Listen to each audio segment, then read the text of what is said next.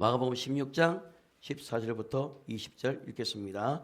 그 후에 11 제자가 음식을 먹을 때에 예수께서 그들에게 나타나사 그들의 믿음 없는 것과 마음이 완악한 것을 꾸짖으시되 이는 자기가 살았는 것을 본 자들의 말을 믿지 아니함이라. 또 이르시되 너희는 온 천하에 다니며 만민에게 복음을 전파하라. 믿고 침례를 받는 사람은 구원을 얻을 것이요 믿지 않는 사람은 정죄를 받으리라. 믿는 자들에게는 이런 표적이 따르리니 곧 그들이 내 이름으로 귀신을 쫓아내며 새 방언을 말하며 뱀을 집어올리며 무슨 독을 마실지라도 해를 받지 아니하며 병든 사람에게 손은 전적 너리라 하시더라. 주 예수께서 말씀을 마치신 후에 하늘로 올려지사 하나님 우편에 앉으셨느니라. 제자들이 나가 두루 전파할세 주께서 함께 역사하사 그 따르는 표적으로 말씀을 확실히 정언하시니라. 아멘. 자, 오늘은 믿는 자들의 필수 조건 그리고 무엇이 큰일인가에 대해서 우리가 말씀을 나누려고 합니다. 자, 옆 사람한테 큰일에서 큰 상급 받읍시다. 예, 큰일 하면은 주님께서 큰 상급으로 갚아주시는 겁니다. 그런데 성경에 보면 상급에 대한 부분들이 분명히 나와 있어요. 그래서 상 주시는 힘을 믿으라라고 이야기를 하는 겁니다. 그런데 많은 분들이 상 주시는 분을 믿지를 않아요.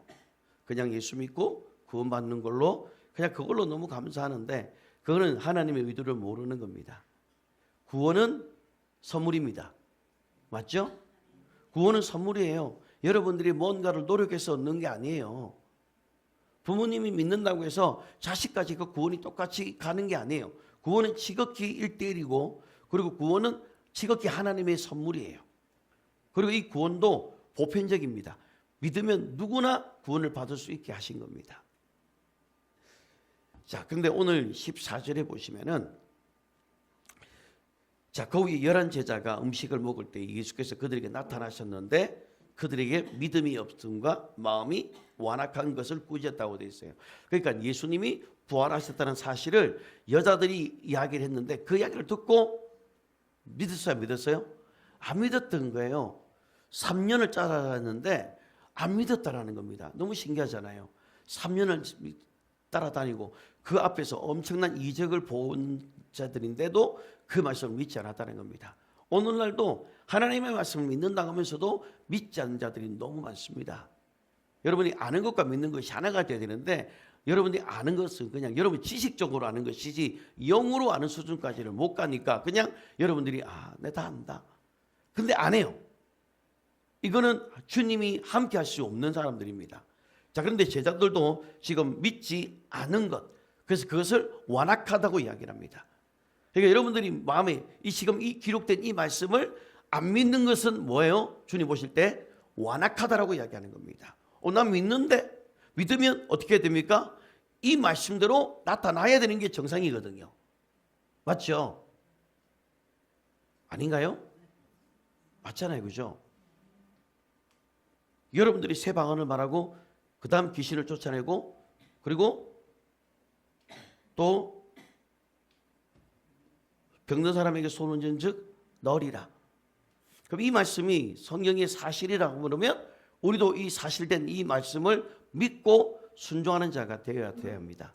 만약에 하지 않는 것은 나중에 주님 앞에 있었을 때 지금 제자들이 꾸짖었던 것처럼 완악하다. 선지자들이 말한 것을 믿지 않았던 것처럼 꾸짖었던 것처럼 하나님 앞에 책망을 받게 되어 있습니다. 자, 누가복음을 한번 보십시오. 누가복음 24장입니까?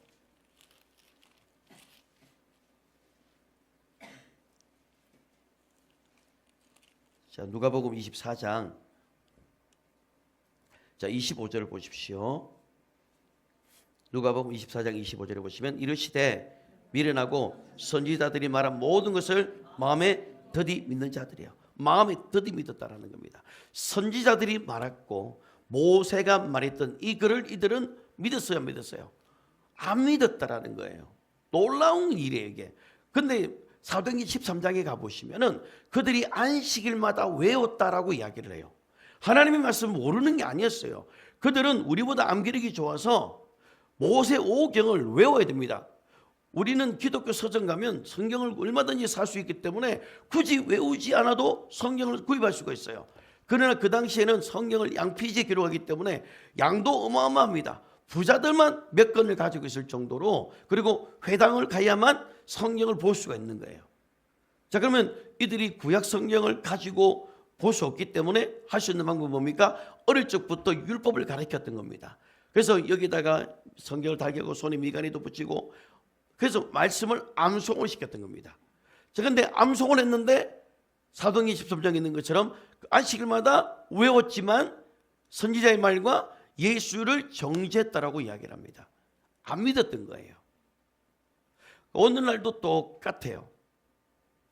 그래서 오늘 내가 이 말씀을 믿는 자인지 안 믿는 자인지를 스스로 말씀 앞에서 한번 점검해 보시기를 바랍니다. 우리가 세상 사람들은 마수라는 말을 씁니다. 마수거리 들어보셨나요? 야구할 때도 마수거리라는 말을 쓰는데, 장사를 할 때 처음 쓰는 말들이 마수거리. 오늘 아직 마수거리는 못했다고. 마수라는 말이 뭐냐면 마귀가 제공하는 거예요. 말 자체가.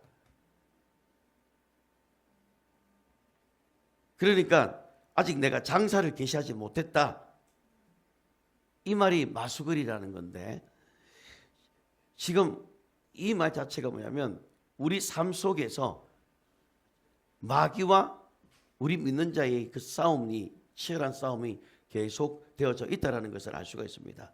요한복음 12장 31절을 보시면은 마귀를 예수님은 세상의 임금이라고 분명하게 이야기합니다. 세상의 임금이라고 되어 있어요.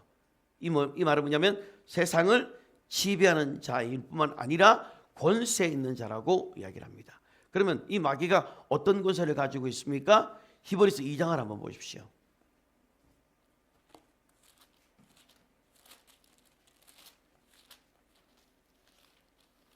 히브리서 2장, 자 14절 15절 한번 읽어보겠습니다. 히브리서 2장 14절 15절 시작. 자녀들은 혈과 육에 속해 있음에 그도 또한 같은 모양으로 혈과 육을 함께 지니심은 죽음을 통하여 죽음의 세력을 잡은 자 곧 마귀를 멸하시며 또 죽기를 무수함으로 한평생 미어 종로로 사는 모든 자들을 놓아주려 하심이니. 자, 여기 보시면은 죽음을 통하여 죽음의 세력을 잡은 자 마귀가 나옵니다.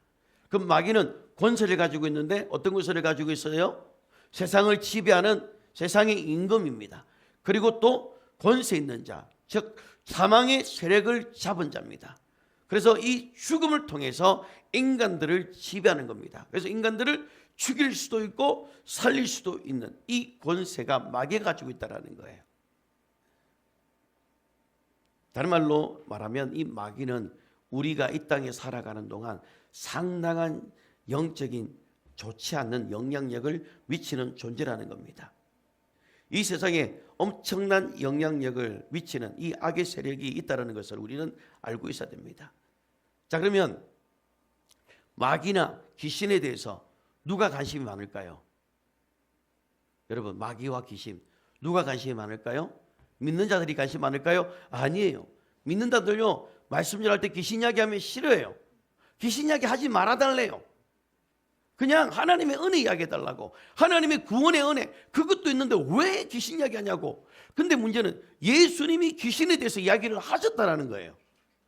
예수님이 오자마자 마가복음 1장에서 회당에서 권세 있는 세균을 전할 때 뭐가 드러났냐면 귀신이 드러났거든요. 귀신이 예수님을 바로 알아봤단 말이에요.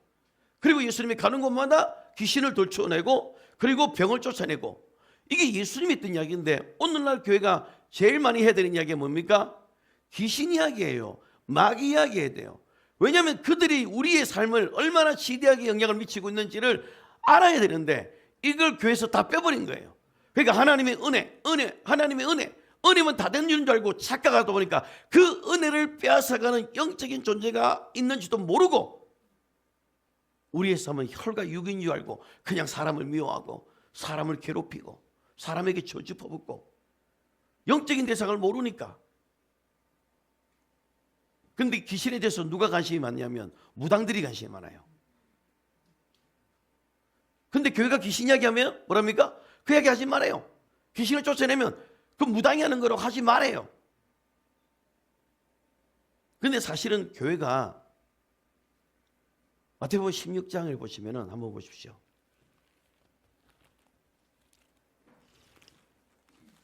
마태복음 16장 18절을 보십시오. 자, 읽겠습니다. 또 내가 내게 이르노니 너는 베드로라. 내가 이 반석 위에 내 교회를 세우리니. 네, 아멘. 교회는 음부의 권세가 이기지 못하는 거예요. 음부의 권세가 뭡니까? 마귀가 지배하는 그 영향력에서 이 교회는 거기에 전혀 영향을 받지 않고 도리어 마귀에게, 그들의 나라에게 손상을 입히는 그런 권세가 있는 교회가 바로 우리가 주님이 원하시는 교회라는 겁니다. 그럼 오늘날 교회가 어떤 교회가 되어야 됩니까? 음부의 권세가 이기지 못하는 이기는 교회, 승리하는 교회가 되어야 되는 겁니다. 마귀가 야 저 교회 건들지 마라, 골치 아프다 라고 해야 되는데 오늘 마귀에게 전부 다 당합니다. 마태복음 4장 17절에 보시면 예수님께서 천국이 가까이 왔다라고 이야기합니다. 천국이 가까웠다, 이 말은 뭐냐면 하늘의 임금이 오셨다라는 이야기예요.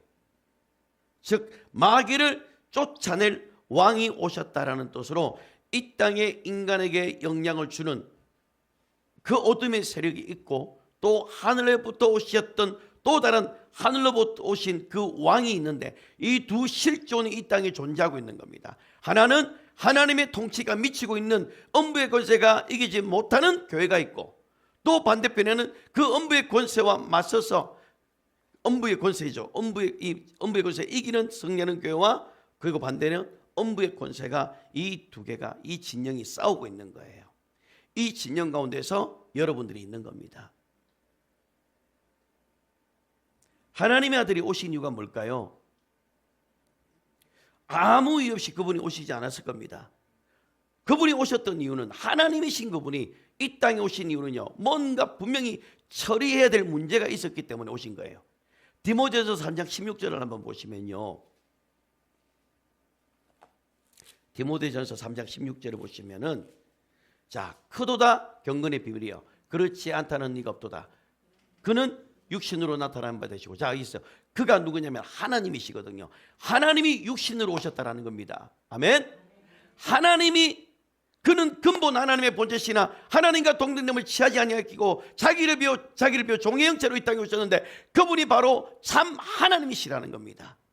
예수님이 하나님이신데 그 하나님이 이 땅에 어떤 문제를 해결하기 위해서 신이 이 땅에 육신을 입고 오셨다는 겁니다.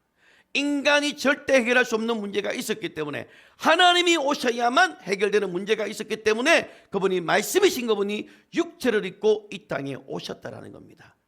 뭔가 처리해야 될 문제, 인간이 절대 처리할 수 없는 그 문제를 그분이 이 땅에 말씀이 육신을 입고 오셨다는 겁니다.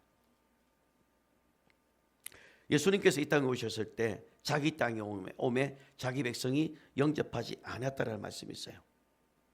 그러니까 바리새인과 서기관들, 종교 지도자들이거든요. 그들이 예수님을 멸시했습니다.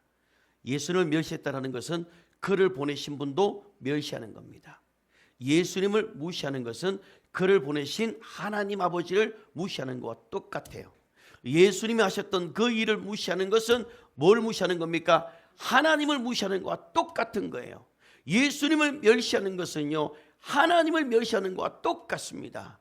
오늘날 이 일을 하면 교회가 뭐 이상한 말을 해요. 지금 뭡니까? 하나님을 멸시하는 것과 똑같은 겁니다. 하나님을 안 믿는 거예요.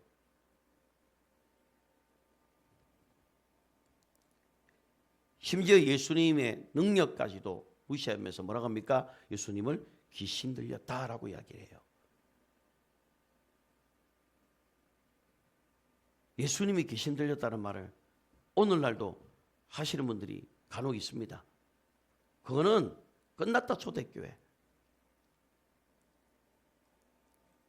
그래서 베드로는 이것을 알았기 때문에 베드로는 건축자들의 버린 돌이라고 표현을 합니다. 그런데 예수님께서는 요한복음 4장 23절에 보시면 나의 양식은 나를 보내신 이의 뜻을 행하고 그 일을 온전히 이루는 것이다라고 이야기를 합니다. 그 예수님은 자신이 누구인지를 정확하게 알았고, 내가 어떤 사명을 가지고 오는지를 정확하게 알고 이 사명을 이루기 위해서 오셨다라고 이야기를 합니다. 히브리서 2장 14절 15절 한번 보십시오. 히브리서 2장 자, 여기 보시면은 15절만 읽어볼게요. 또 죽기를 무수함으로 한평생이 매여 종로로 다는 모든 자들을 놓아주려 하시며. 어디서부터 놓아주는 거예요? 마귀로부터 놓아주는 겁니다. 그래서 여러분, 구원이라는 것 자체가 뭐냐면 마귀로부터의 해방을 이야기해요.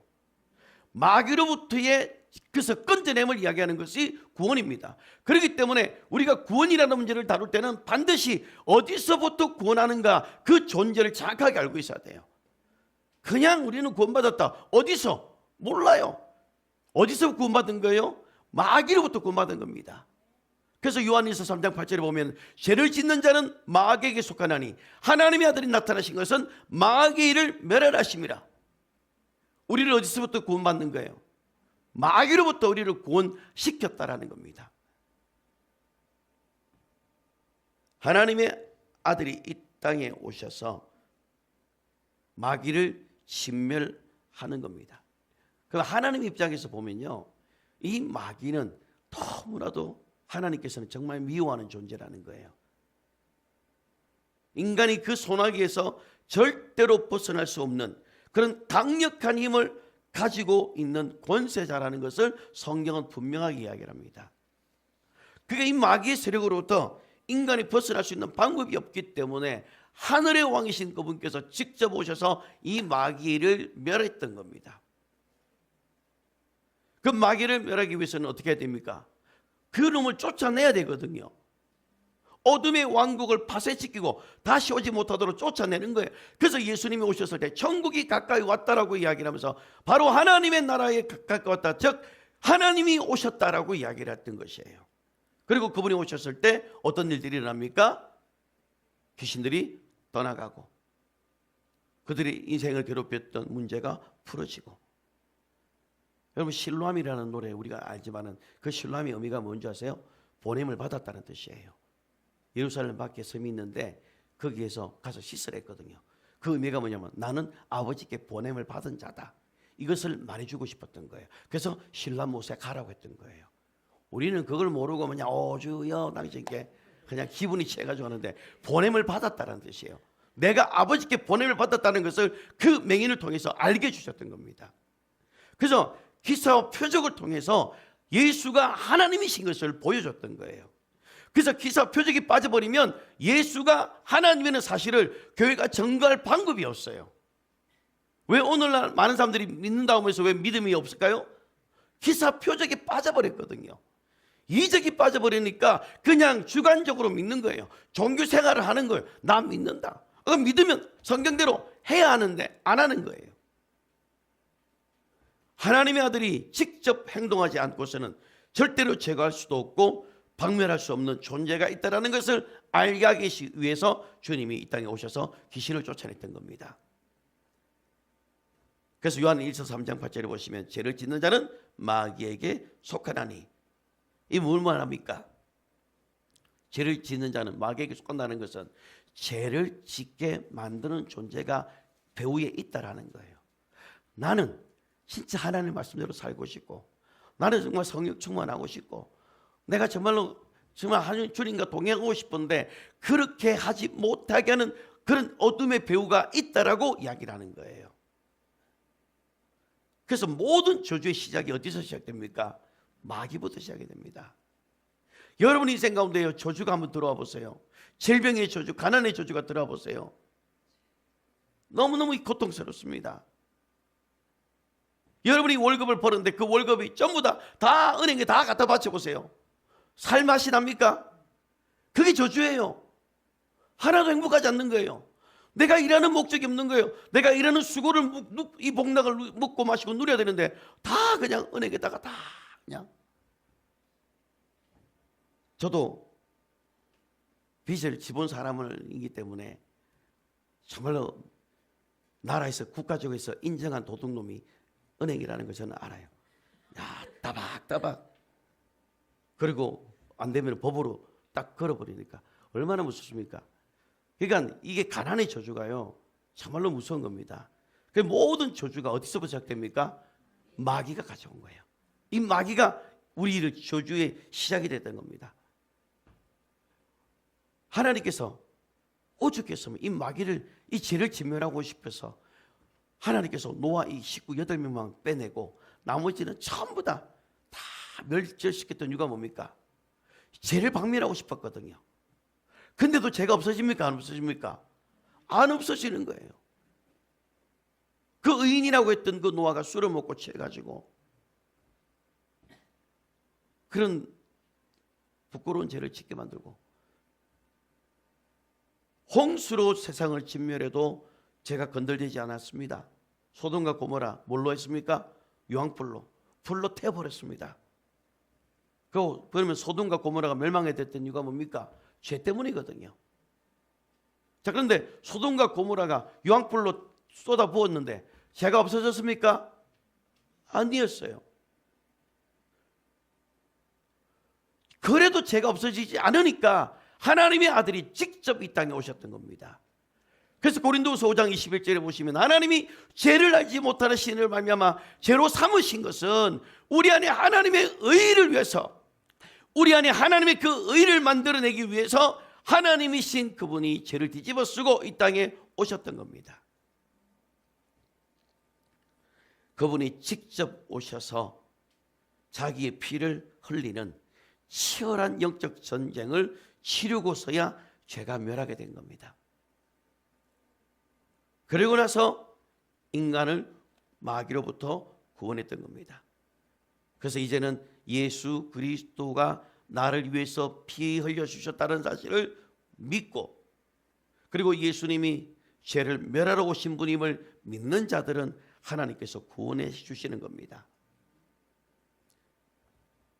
이 세상에서 가장 큰 일이 뭐냐면 죄를 없애는 겁니다. 예수님께서 이 땅에 오셔서 안식일날 내가 너를 죄를 사는 권세가 내게 있으나 너는 일어나 걸어가라고 했다면서 때 난리가 난 거거든요. 당신이 뭔데 죄를 사는 권세가 가지고 있느냐? 그것을 왜 선포하느냐? 인간은 죄를 살 수 있는 권세가 없습니다. 그런데 그분은 죄를 사는 권세를 아버지께로부터 받고 왔기 때문에 죄가 사해졌다라고 이야기했던 거예요. 오늘날도 마찬가지로 예수님께서 피를 흘리심으로 인해서 여러분의 죄가 사해졌다, 너희 죄가 사해졌다, 이미 예수님께서 십자가에서 2000년 전에 우리의 죄를 다 처리하셨다, 이제는 그 사실을 너희가 믿기만 하면 구원을 받을 것이다 라고 이야기를 하는 거예요. 그래서 우리는 그 사실을 믿기만 하면 뭘 받는 거예요? 구원을 받는 겁니다. 옆 사람한테 물어보십시오. 예수님께서 나를 위해 피 흘리신 거 믿으십니까? 물어봐요. 믿어요? 우리 젊은 청년들 믿어요?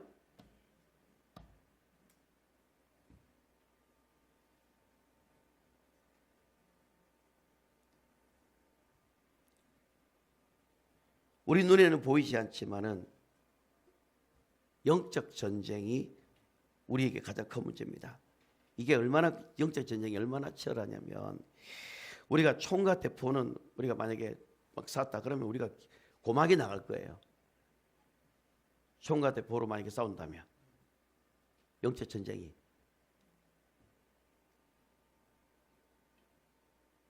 아니면 우리가 만약에 이 영적 전쟁을 눈으로 만약에 볼 수 있었다면 우리는 시력을 잃어버릴 겁니다.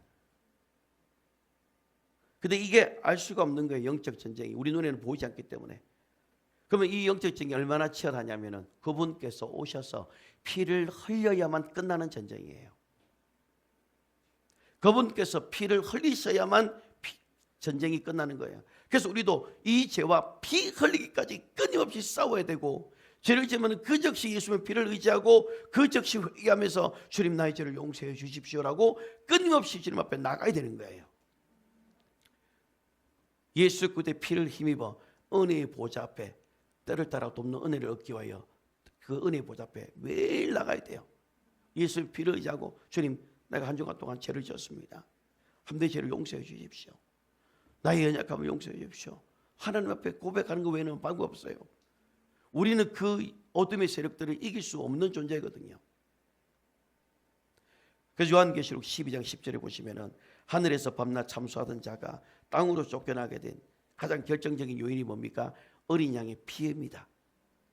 그래서 어린 양이 피를 흘려야만 마귀가 쫓겨나게 되는 무시무시한 것이 바로 영적 전쟁입니다. 그래서 어린 양의 피와 그가 증가하는 말씀으로 인하여 마귀를 이겼다라고 이야기합니다. 이처럼 우리의 싸움은 눈에 보이는 혈과 육으로 싸우는 전쟁이 아니라 영적 전쟁이고, 이 전쟁은 피를 흘려야만 되는 겁니다. 누군가가 피를 흘려야 되는데 사람들은 다 죄가 있기 때문에 사람이 흘린 피로는 그 죄를 대속할 수가 없기 때문에 의의 피, 죄가 없는 의가 되시는 그분이 의의 피를 흘려야만 인간이 죄가 사해지게 되는 겁니다.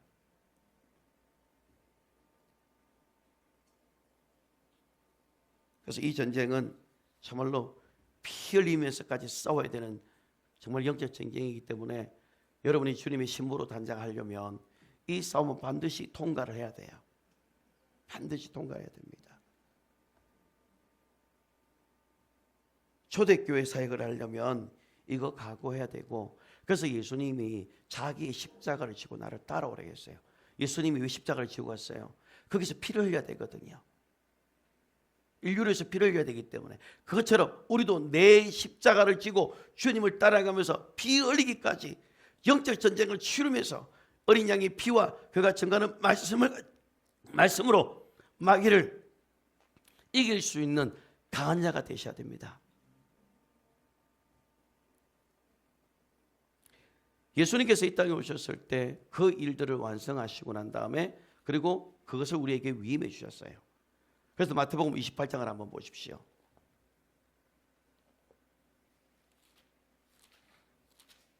마태복음 28장 자 18절을 한번 보십시오. 자, 예수께서 나와 말씀하여 이르시되 하늘과 땅의 모든 것을 내게 주셨으니, 예, 하늘과 땅의 모든 것을 우리에게 주셨다라고 이야기를 합니다. 이것은 주님께서 올라가시면서 우리에게 남겨주신 겁니다. 그리고 남겨진 자들이 이것을 가르쳐라. 그래서 사도들이 성의 가르침을 통해서 초대교회에 이것을 가르쳤고, 그것을 정확하게 지켰던 자들이 있었기 때문에 그들 가운데서 순교자가 나올 수가 있었던 것이었어요. 순교자들은요, 하나님의 말씀을 계명을 지키고 그 말씀대로 몸부림치고 그리고 몸으로 하나님께 고백하는 게 순교자들의 고백입니다. 그러면 이 순교자들이 믿음까지 가려면 우리 안에 말씀을 철저하게 지키는 이 훈련이 먼저 되어져 있어야 됩니다. 하나님의 말씀은 내 심령 가운데 세워지고 말씀 안에 가는 삶, 그게 바로 제자거든요. 요한복음 15장을 한번 더 보십시오.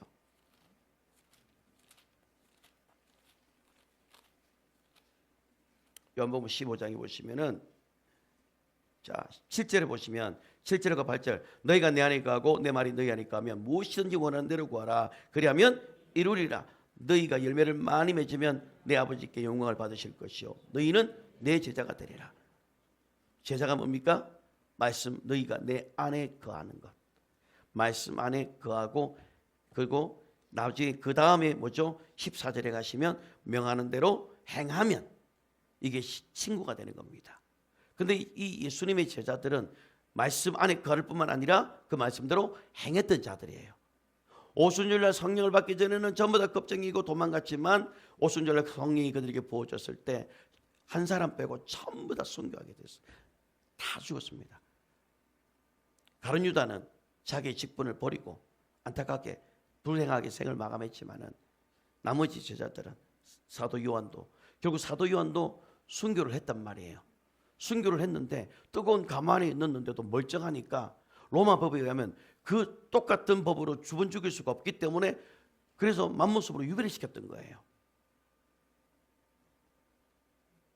그래서 14절에 보시면 행하면 친구인데 이 친구들은요, 내가 내 아버지께 들은 것을 다 너에게 알게 하리라. 이제 알게 하였고 이제는 사도행전 1장에 이제 있는 것처럼 하나님의 나라의 비밀을 다 알려준 거예요, 사도들에게. 그리고 이것들을 초대교회에 그대로 지키라고 가르쳤던 거예요. 그래서 볼지어다 세상 끝날까지 내가 너와 함께 할 테니 너희가 이것을 가르쳐 지키게 하라라고 이야기했던 거예요.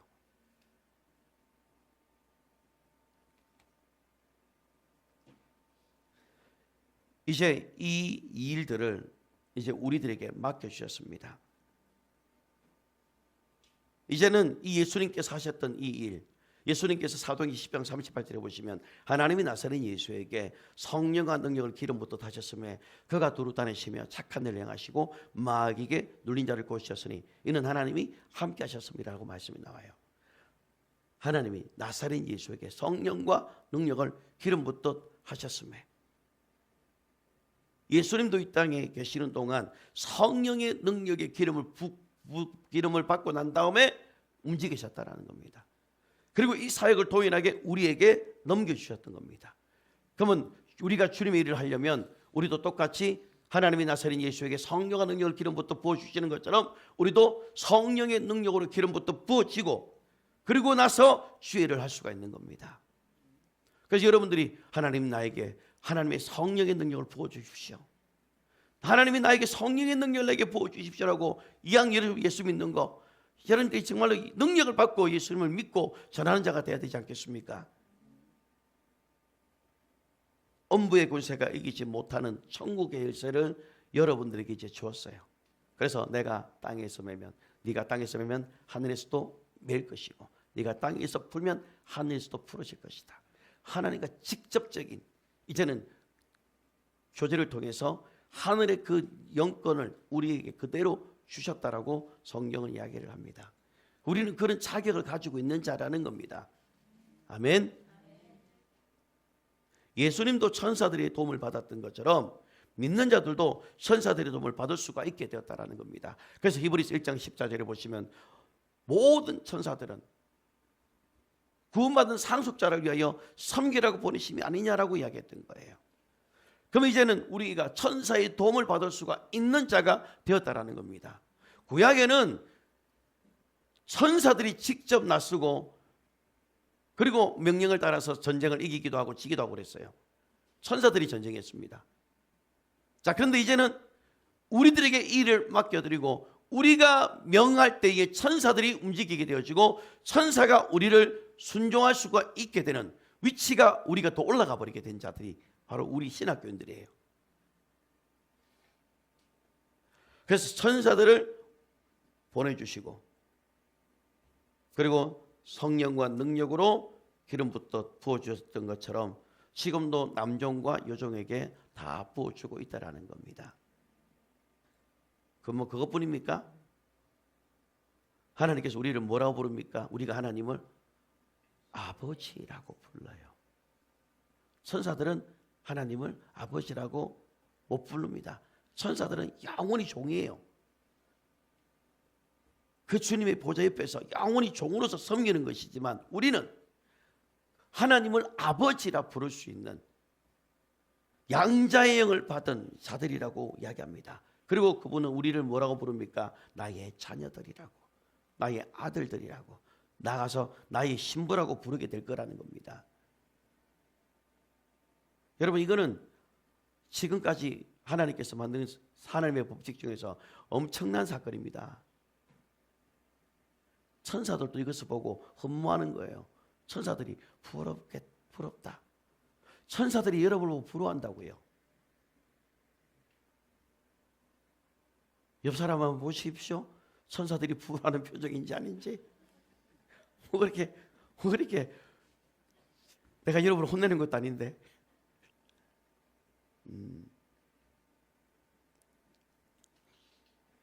여러분, 우리는 참 미약한 존재입니다. 병 하나 걸리면 힘도 못 써요. 그렇게 생성하는 사람이 독감 하나 걸리니까 닌거 맞고 딱 누워있잖아요. 아무것도 못해요. 그만큼 인간이 연약한 존재입니다. 그런데 이 연약한 인간에게 하나님의 능력을 부어주시겠다라고 이야기를 합니다. 하나님이 힘을 부어주셔서 네가 그 일을 감당하게 될 것이다. 너는 나보다 더 큰 일을 할 것이다 하면서 하나님의 성령을 약속을 하셨다는 겁니다. 그래서 우리에게 이 연약한 우리 이 질거력에 하나님의 능력을 부어주시겠다라고 약속을 했기 때문에 우리가 그 약속을 기다리는 자들은 하나님께서 그 약속에 신실하신 분이기 때문에 그 약속대로 여러분에게 하나님의 권능을 여러분 각자에게 부어주신다라는 겁니다. 그래서 마가복음 15장 20절에 보시면은 주께서 함께 역사하사 그 따르는 표적으로 말씀을 확실히 정언하시니라. 바울이 내가 사람의 말로 설득력 일로 하지 않겠다고 했던 게 뭐냐면, 바울 당시에는 소피스트라는 사람들이 있었습니다. 말쟁이들이 있었어요. 이 말쟁이들은 그냥 말 그대로 말만 잘하면 평생을 먹고 살 수 있는 그런 어떤, 이게 신기한 재주입니다. 이게. 그래서 그러니까 사도 바울이 활동했던 그 당시에는 아테네에 그리스 철학이 유명했는데 그 중에서 소피스트라고 있었는데, 이 소피스트는 말만 잘하면 돼요. 그래서 그들을, 배심원들을 한 100명 정도는 배심원들을 설득을 시키면 되는 거예요. 그러니까 돈은 많은 귀족들은 말은 안 되니까 그런 소피스트를 사가지고 나를 대신 변호해 주시오. 내가 당신에게 돈을 주겠어. 그래서 그 말쟁이들이 나온 거예요. 그 말쟁이들을 보고 내가 사람의 말로 설득 있는 말도 하지 않겠다. 웅변력 있는 말로 하지 않겠다. 하나님 나라는 말에 있는 것이 아니라 능력이 있다. 내가 능력으로 하나님의 사역을 보이겠다라고 얘기했던 거예요. 그러니까 오늘날 보면 말쟁이가 많아요. 하나님의 능력보다 말쟁이가 많아요. 교회 안에. 말로는 다 이겨요. 말로는 다 이깁니다. 그런데요, 마귀 하나 못 이깁니다. 지 속에 있는 지 하나도 못 이겨내요. 그 말만 잘하면, 아, 저 사람 설교 잘한다고. 와, 저 사람 정말로 설득력 있다고. 그걸 또 오늘날 교인들은 좋아합니다. 아, 말 진짜 잘한다고.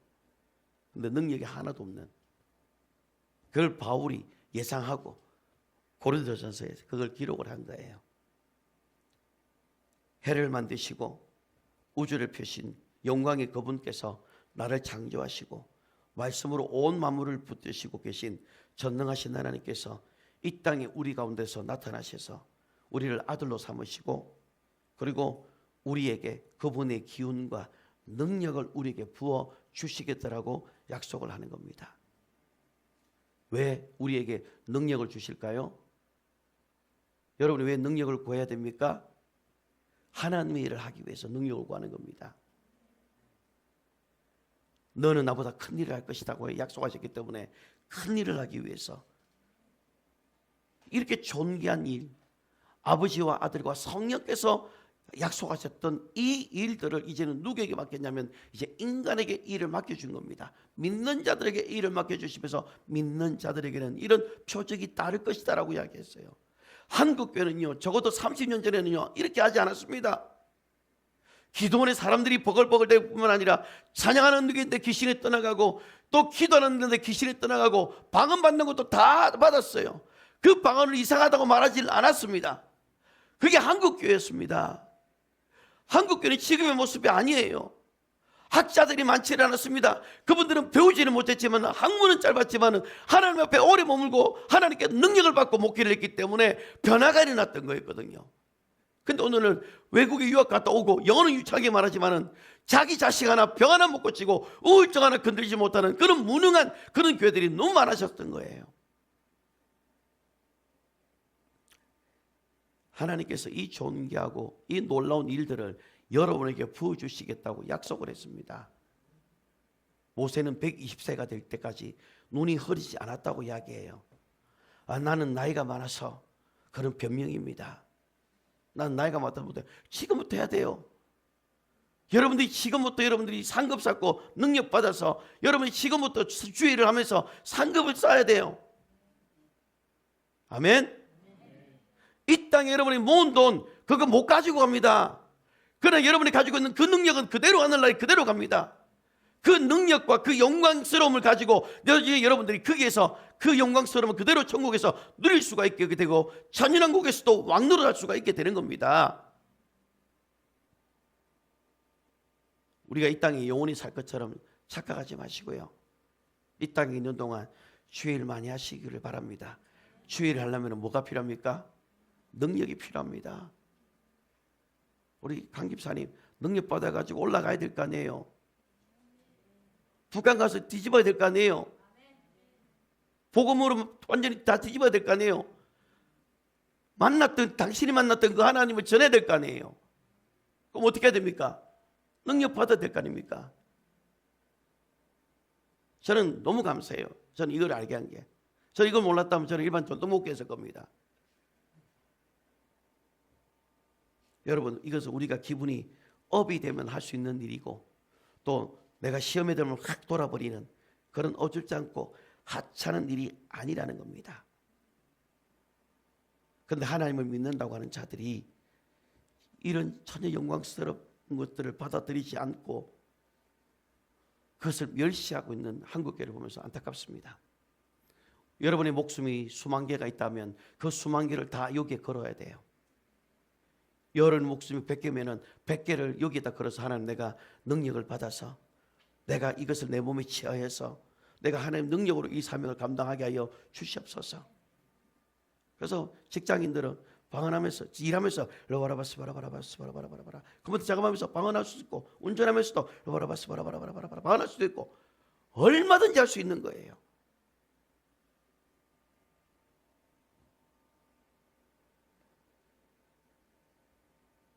사도행전 여러분 2장을 한번 보십시오.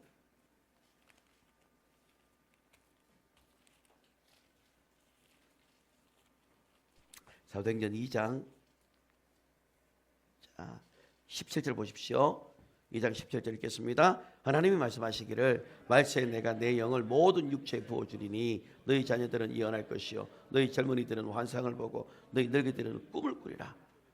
꿈이라는 게 개꿈 말하는 게 아닙니다. 하나님의 나라에 대한 비전을 꿈을 꾸는 거예요. 모세, 여호수아, 갈렙 전부 다 나이가 많아서 그때도 사명을 놓치지 않았다는 겁니다. 내가 나이가 많아서 안 된다, 그거는 하나님 비전이 안 들어가서 그래요. 그리고 여기 보시면은 육체에 부어주는데 자녀들은 뭡니까? 예언할 것이요. 그 다음에요, 젊은이들은 뭘 합니까? 환상을 봐야 돼요. 쓸데없는 그런 거 꿈꾸지 마시고요. 주님께서 주시는 거룩한 환상을 꿈을 꾸고 주님께서 주신 그 비전을 가지고 있어야 됩니다. 그런데 이 말씀이 뭐랍니까? 모든 육체에 부어주시겠다고 이야기합니다. 야, 여러분 생각해 보세요. 우리 육체에 성령을 부어주시겠다고 약속을 하는 겁니다. 그럼 지금 우리의 육체는 뭘 받아야 되느냐면 성령을 받는 그릇이 되어라라고 이야기하는 겁니다. 하나님의 능력을 받는 그릇이 되어라고 하는 것이 바로 그것이 하나님의 의도예요. 그것이 하나님의 뜻이라는 겁니다. 주님, 나 같은 연약한 사람, 내가 저기 병도 많고 내가 저렇게 연약한 설 수 있습니까? 주님이 그걸 못 씁니까? 주님은 다 씁니다. 주님은 다 사용하십니다. 주님은 자기를 깨끗하게 하는 자, 그릇을 깨끗하게 하는 자를 주님은 쓰시는 거예요. 주인의 집에는 금그릇, 은그릇, 질그릇, 나무 그릇 여러 가지 있지만 주님이 어떤 그릇 씁니까? 깨끗한 그릇, 주인이 쓰기에 합당한 그릇을 주님이 쓰신다고 말을 합니다. 그러면 여러분들이 주인이 쓰시기에 합당한 그릇 되십시오. 아멘. 주님이 쓰시기에 합당한 그릇 되셔서 여러분이 그 육체에 하나님의 능력을 이걸 받을 수 있다면 얼마나 감격스러운 일입니까? 하나님의 그 능력이 나에게 부어진다고요? 이게 가능할까요? 성경은 그것을 약속했습니다. 그래서 내가 같은 사람이 감히 주의를 평생 동안 일생 동안 내가 할 수 있다니 감사하구나. 그래서 주일에는요 언때가 없습니다. 여러분이 죽을 때까지 주일을 해야 돼요. 하나님은 우리에게 자기 자신을 나타내 주시기를 원하십니다. 그리고 그분이 가지고 있는 그 능력을 우리에게 부어주시기를 원하시고 계십니다. 그래서 요한복음 14장 12절에 보시면은 나를 믿는 자는 내가 하던 일을 할 것이요 라고 말씀을 하셨다라는 겁니다. 나를 믿는 자는 내가 하는 일을 한다고 돼 있어요.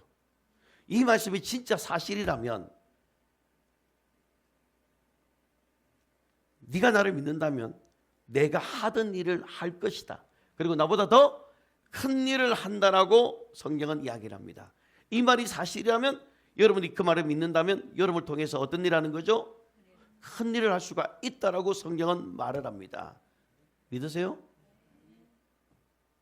나 같은 사람에게 됩니다. 주님은 된다라고 말합니다. 믿는 자들에게 할 수 있거든. 무슨 말이냐? 믿는 자들에게는 능치 못함이 없다라고, 예수 그리스도 안에서 능치 못함이 없다라고 이야기를 하고 있는 겁니다. 그래서 적어도 예수 믿는 자라면 예수님께서 행하셨던 그 일을 해야 하는 겁니다. 예수를 믿는다고 하면서도 믿는 자에게 예수님께서 하셨던 그 일이 나타나지 않으면 어떻게 됩니까? 따라하세요. 직무유기입니다. 이게 하나님의 일이에요. 하나님의 일입니다. 그게 하나님의 일은요, 교회 사이즈와 상관없습니다. 교회 사이즈가 작아도 하나님의 일을 감당하면요 얼마든지 할 수 있어요. 빌라델피아 같은 경우 보십시오. 적은 능력을 가지고 그 말씀을 지켰다고 말해요. 보잘것없는 능력이지만 그 말씀을 지키고 행했기 때문에 주님께서 그 사람을 친절했던 것이고 그 사람을 휴거 안에 집어넣었던 거예요. 그럼 우리 교회는 빌라델피아 교회가 돼야 되거든요. 여러분이 비록 적은 능력을 가지고 있지만은 그러나 하나님의 말씀을 믿는다면 하나님께서는 그 적은 능력을 가지고도 하나님의 일들을 할 수 있도록 하나님이 여러분들 사용하시겠다고 말하는 겁니다. 아멘.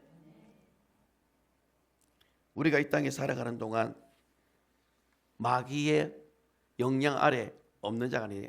우리는 이 땅 아래 있는 동안은 마귀와 직접적인 영향을 받게 됩니다. 그래서 베드로도 우는 사자처럼 두루 다니면서 삼켜자를 찾고 있다고 이야기합니다. 지금도 마귀가 우는 사자처럼 삼켜자를 찾고 있는 거예요. 조는 자, 시험에 드는 자, 더럽힌 자, 더러운 일을 하는 자들, 거짓말하는 자들, 도둑질하는 자들 전부 다 더럽히는 거예요. 오늘 여러분 단톡방에 보셨잖아요. 더럽게 만드는 거예요. 더럽게 악한 영들이. 마귀도 두루두루 다니지만은 예수님도 두루두루 다니셨습니다. 그래서 마가복음 4장 35절 한번 보십시오. 마가복음 4장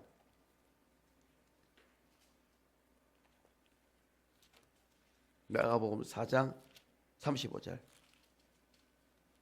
읽겠습니다.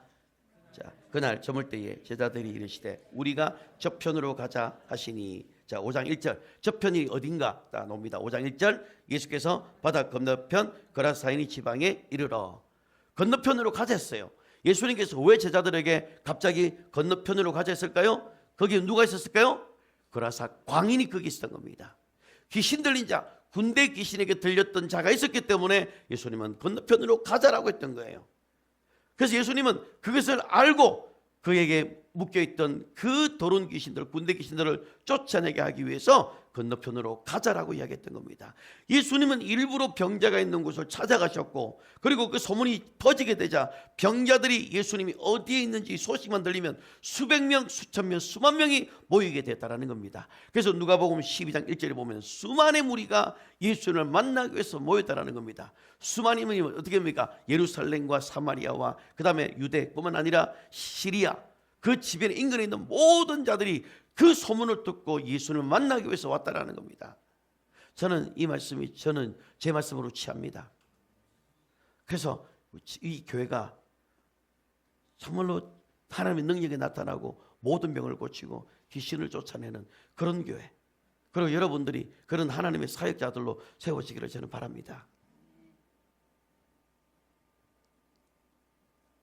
요한복음 14장 21절을 한번 보십시오.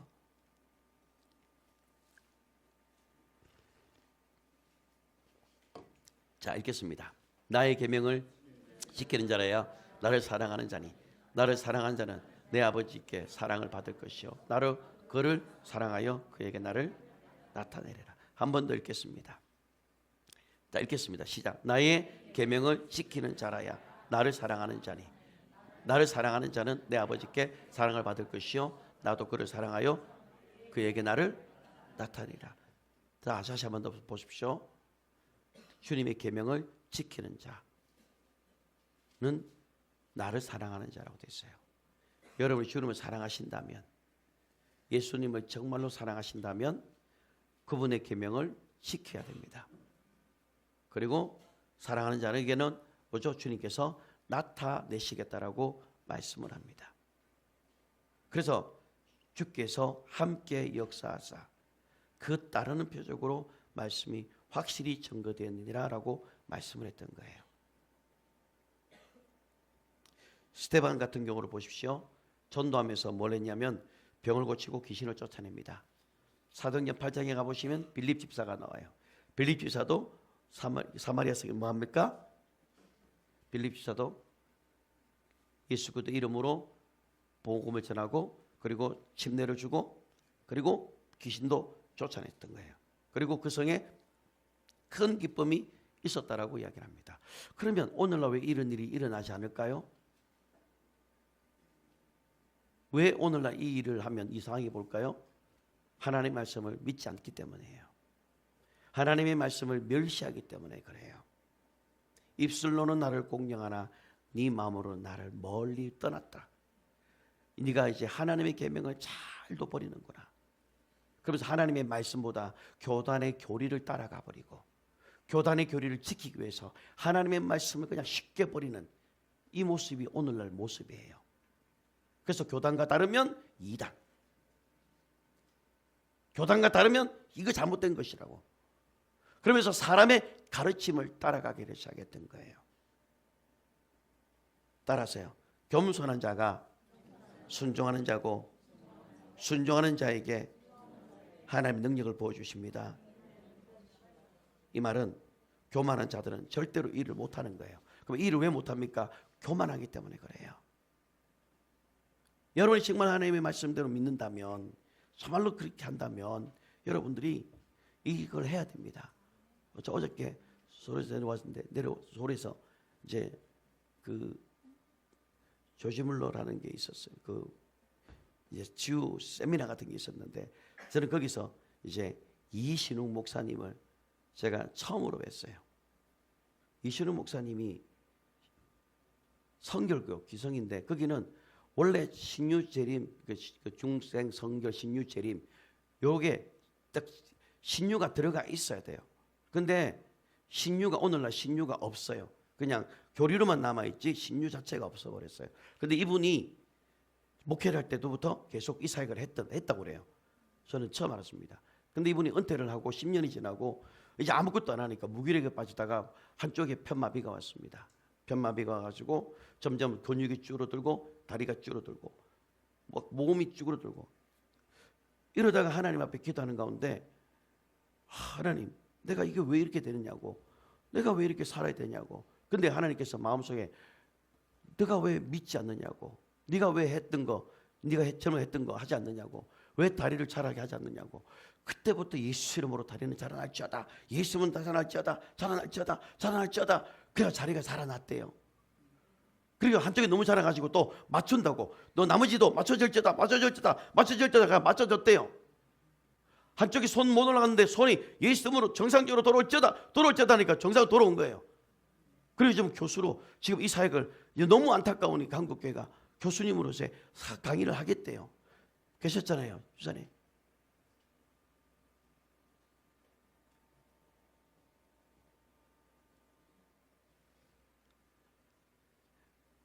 예수님께서 하셨던 이 사역은 보편적인 겁니다. 아멘. 구원도 보편적이지만은 능력도 보편적인 거예요. 은사자들에게만 가는 것이 아니고 어떤 특별한 사람들에게 하는 것이 아니라 그 능력을 사모하는 자에게 주님께서는 주시는 겁니다. 하나님께서 우리에게 성령을 약속하셨기 때문에 그 성령을 기다리는 자에게는 능력을 같이 부어주시게 되고 주님께서 함께 역사하사 그 따르는 표적으로 말씀이 똑똑 확정적으로 나타나게 한다라는 겁니다. 입술로만 예수를 믿으라는 것이 아니라 여러분의 손을 통하여 기사 표적과 이적이 예수 이름으로 나타날 수 있게 하셨다라고 이야기하는 것이고, 그게 초대교회에 있었던 일이고 오늘날 우리 교회가 이 일들을 해야 하는 것입니다. 의사가 병을 잘 고치면 소문이 납니다. 그래서 더 많은 환자가 모입니다.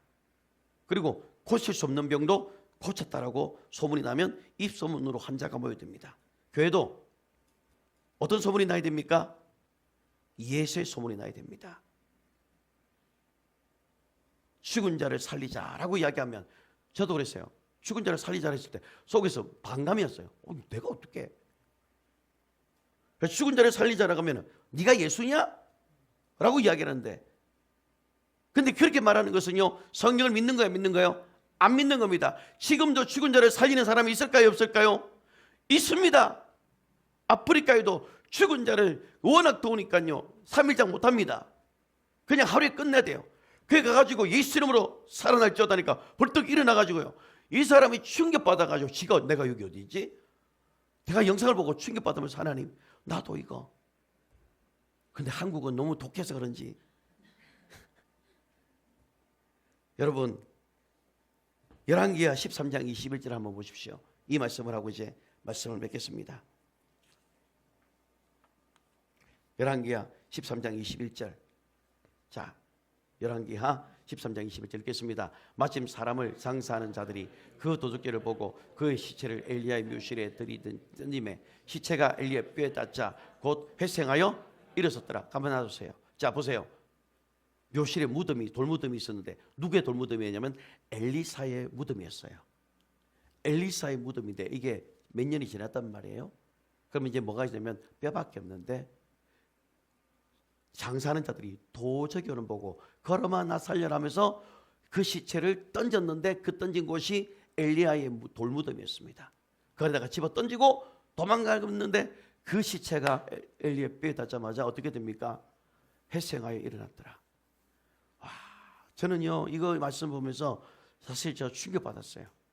전 모태신앙인데 처음 봤거든요. 우와, 이게 있었구나. 여러분 생각해보세요. 죽은 자인데 하나님의 능력이 얼마나 강력하게 있으면, 하나님의 기름 부음이 얼마나 강력했다면 그 뼈에 아직도 그분의 기름, 하나님의 기름 부음이 남아있었던 것이에요. 그리고 그 뼈에 그 시체가 닿자마자 회생하고 살아났던 겁니다.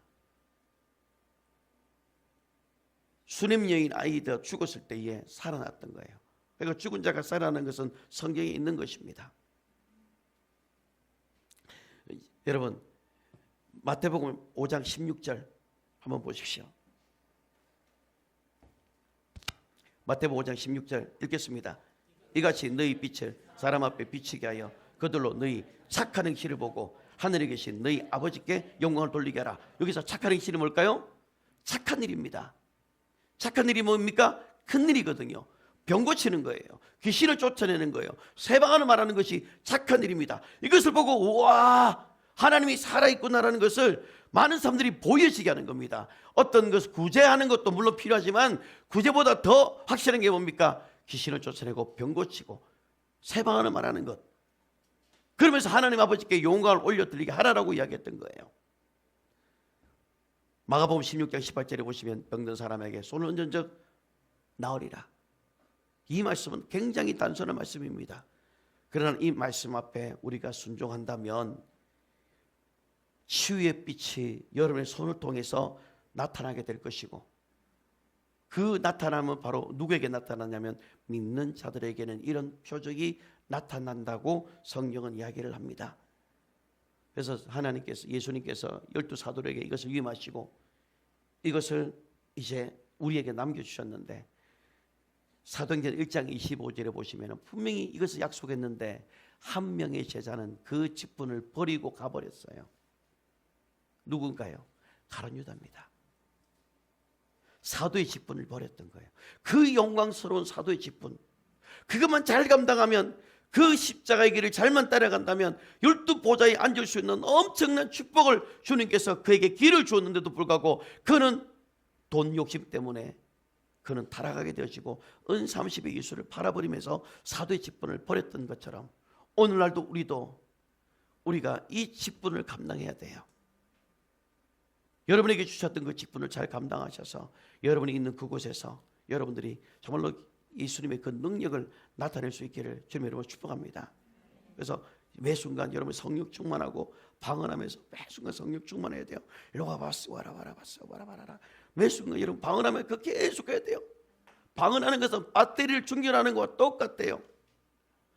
우리 핸드폰은요 100% 채워지면 조금만 지나고 나면 98%, 97%, 90%, 88%, 60, 50, 40, 10 나중에는 제로가 떨어지게 되면 아무리 핸드폰을 겨워도 싶어도 사용할 수가 없는 것처럼 우리의 영적인 이 부분도 방전돼 버리면 아무것도 할 수가 없게 되는 무능한 자가 되어버리는 겁니다. 그러므로 우리는 능력 있는 자가 되어서 성령의 충만을 가득 채워져서 여러분이 능력을 받는 자가 되어서 주님의 일을 감당하고 주님이 우리를 통해서 하나님의 능력이 나타낼 수 있는 그런 삶을 살아가기를 주님의 이름으로 축복합니다.